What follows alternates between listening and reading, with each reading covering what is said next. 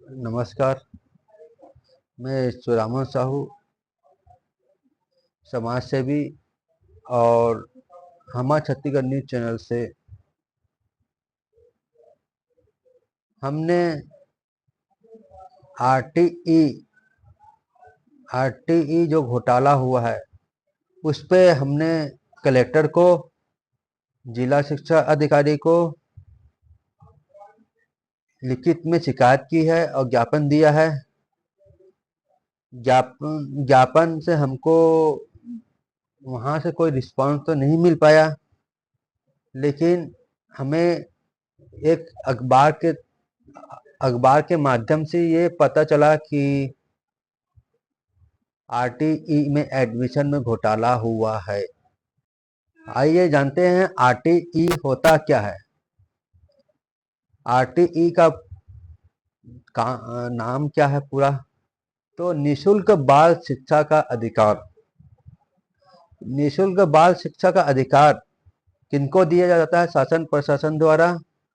जो व्यक्ति ration card धारी होता है, बीपीआर राशन कार्ड धारी, जो माँ बाप अपने बच्चों को एक अच्छा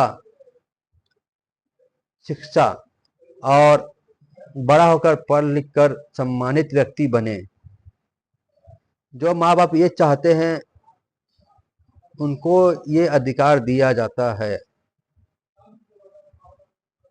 लेकिन आज क्या हो रहा है दुर्ग जिले में, यही बात करने हम आपके पास आए हैं। निशुल्क बाल शिक्षा का अधिकार। अगर आप अपने बच्चे का एडमिशन किसी बड़े प्राइवेट स्कूल में भरते हैं, करवाने के लिए फॉर्म भरते हैं आरटीई में, और हो क्या रहा है ये जानते हैं। हो ये रहा है कि वह स्कूल आपको बार बार ये फॉर्म लेके आओ, वो फॉर्म लेकर आओ, ऐसा फॉर्म लेकर आओ, वैसा फॉर्म लेकर आओ, ऐसा कहेगा और कहता भी है। आप इधर उधर अपने बच्चे का, आपका बच्चे का भविष्य बन जाए बोल के आप इधर उधर दौड़ा भागी करते हैं। फिर बाद में आपको क्या सुनने को मिलता है कि आपका बच्चा पात्र नहीं है जो इस स्कूल में पढ़ सकता है, इसलिए, और आपके बच्चों को अपात्र घोषित कर दिया जाता है। आपने इतना मेहनत किया, आपके बच्चे का एडमिशन नहीं हुआ, आप हार मान गए। इसी चीज का फायदा स्कूल वाले, नोडल अधिकारी, दलाल और शिक्षा जिला अधिकारी के कर्मचारी लोग उठाते हैं। जब आप चुप बैठ जाते हैं तो उसके बाद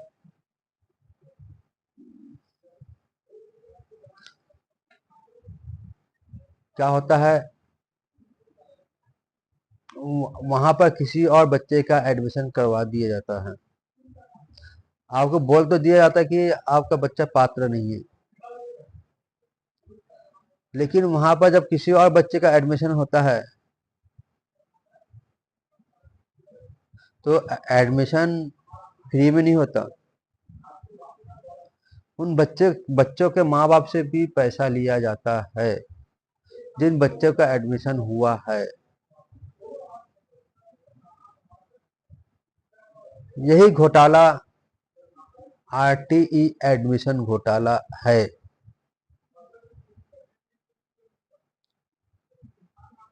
होता क्या है, तरीका घोटाला करने का दो तीन तरीका नहीं है, बहुत सारे तरीके हैं जिसके द्वारा घोटाले को अंजाम दिया जाता है। मैं आपको एक घोटाले बता रहा हूं जो कि पेपर में छपा हुआ था, और मैंने जिला शिक्षा अधिकारी और कलेक्टर को उसी विषय पर ज्ञापन भी दिया। होता क्या है, मान लो आपका बच्चा है, आप उसका एडमिशन कराने के लिए गए। क्या करता है दलाल, अगर बच्चे का एडमिशन दो तीन स्कूल में करवाता है, कैसे उनको नाम को वहां पर स्कूल में करवा लिखवाता है, और अगर बच्चे को एडमिशन एक्सेप्ट कर लिया जाता है। अगर बच्चा एक है, लेकिन तीन तीन जगह अगर बच्चे का एडमिशन होता है, कैसे जानते हो? होता ये है, अगर बच्चे का एक जगह एडमिशन हुआ है और बाकी बच्चा हुआ दो जगह,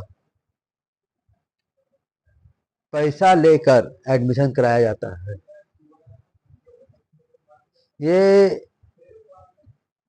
ये घोटाला को मैंने जिला शिक्षा अधिकारी और कलेक्टर को दिया भी, और एक घोटाला साबित भी हो चुका है। किसी पेपर अखबार वाले ने इस घोटाले को सामने ले पर इस विषय पर बात भी की है, पेपर में छापा भी है कि ऐसा हुआ है। और जिन बच्चों का दो दो तीन तीन जगह नाम है, उनका एडमिशन में भी कुछ तकलीफें आई है। अब मुझे अभी तक नहीं पता कि क्या हुआ है इस, लेकिन घोटाला तो हुआ है, क्योंकि पेपर वाले ने, एक बड़ी पेपर वाले ने इस विषय पर छापा है अपने पेपर में। घोटाला हुआ है, मतलब हुआ है। अब जिन दो बच्चों का एडमिशन हुआ है आगे बच्चे के नाम से,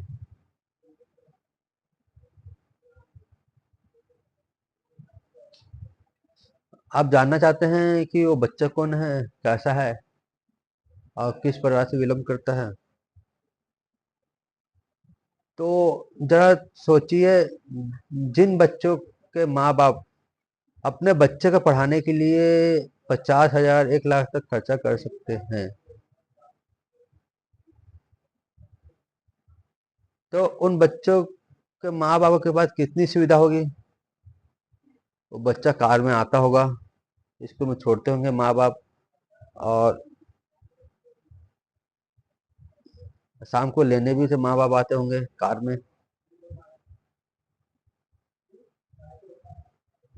ये अधिकार तो शासन प्रशासन ने एक गरीब परिवार को दिया था, बीपीएल कार्डधारी परिवार को। लेकिन यहाँ एडमिशन एक रसूखदार के बच्चे का भी एडमिशन हो गया, जहां पर एक गरीब परिवार के बच्चे का, जो पात्र बच्चा था, उनको हटाकर एक रसूखदार के बच्चे का भी एडमिशन दे दिया जाता है। जो बच्चा गाड़ी में आता है, वही बच्चा गाड़ी में जाता है, अपने प्राइवेट गाड़ी में, ऐसे व्यक्तियों को एडमिशन दे दिया जाता है। अब आप ही सोचिए कि ये घोटाला है कि नहीं है। अब ये घोटाला आज से नहीं चल रहा है, कई सालों से चल रहा है।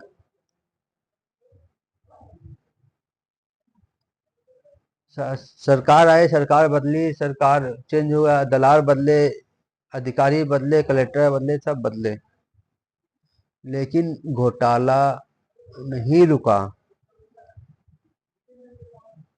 घोटाला अपने चरम सीमा पर था, और आज भी है।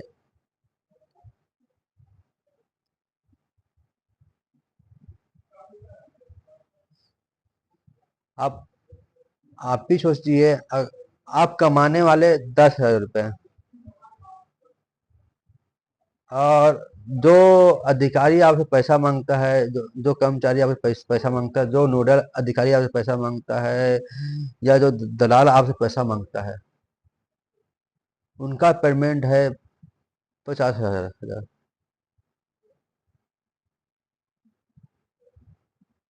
एक 50,000 कमाने वाला व्यक्ति एक 10,000 से कमीशन मांग रहा है उसे बच्चे के एडमिशन के लिए, इससे बड़ी बात क्या हो सकती है?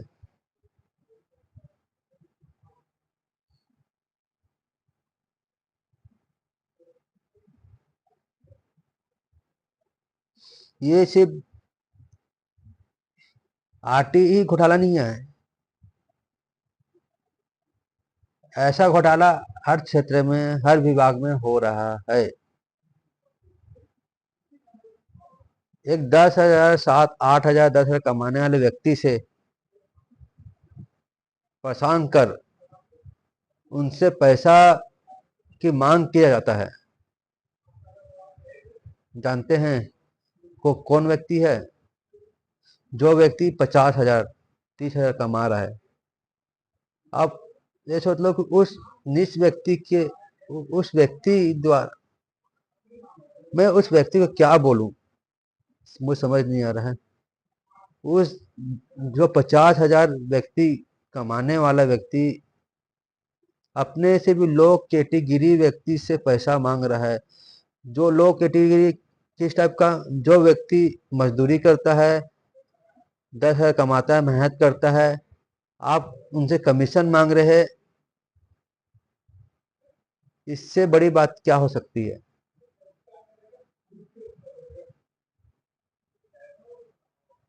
आप ही जरा सोचिए कि कितनी बड़ी बात है कि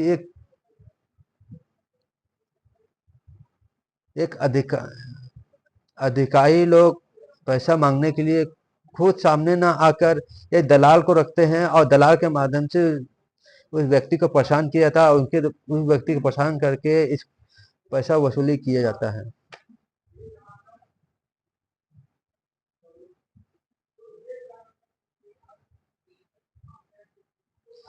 मैं बस यही कहना चाहता हूँ, आप लोग अपनी बात विधायक, कलेक्टर और जिला शिक्षा अधिकारी के पास रखें, ताकि इस घोटाले को आगे चलकर रोका जा सके। मेरा एक ही लक्ष्य है, सिर्फ एक गरीब बच्चों को उसका अधिकार मिले। अगर आप अपने बच्चों को एक अच्छी शिक्षा देंगे, तभी वो आगे चलकर एक सम्मानित व्यक्ति बनेगा।